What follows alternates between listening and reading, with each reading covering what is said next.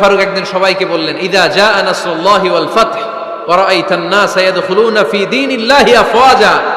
এটা কোন প্রেক্ষাপটে নাজিল হয়েছে আপনারা কে জানেন বলেন তো? এক সাহাবী বললে, এই সূরা দ্বারা বোঝানো হয়েছে আমাদের যখন বিজয় অর্জিত হবে তখন যেন আমরা বেশি বেশি আল্লাহর প্রশংসা করি। ওমর ফারুক বললেন, উত্তর হয় নাই।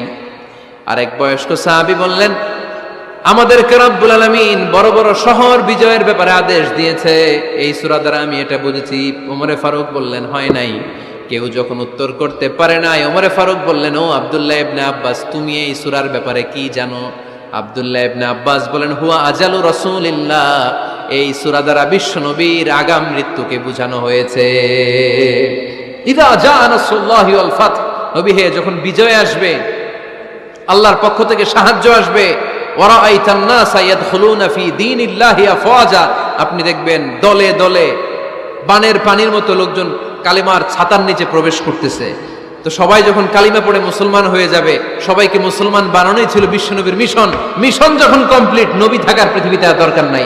এই সূরা দ্বারা আল্লাহ বুঝিয়েছেন বিশ্বনবী পৃথিবীতে আর বেশি দিন বেঁচে নাই। চিল্লায় বলেন ঠিক কিনা?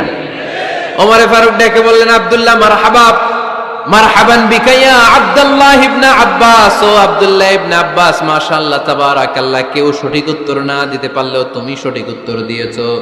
তুমি এই সূরার ব্যাপারে যতটুকু জানো আমিও জানি ততটুকু। পড়েন।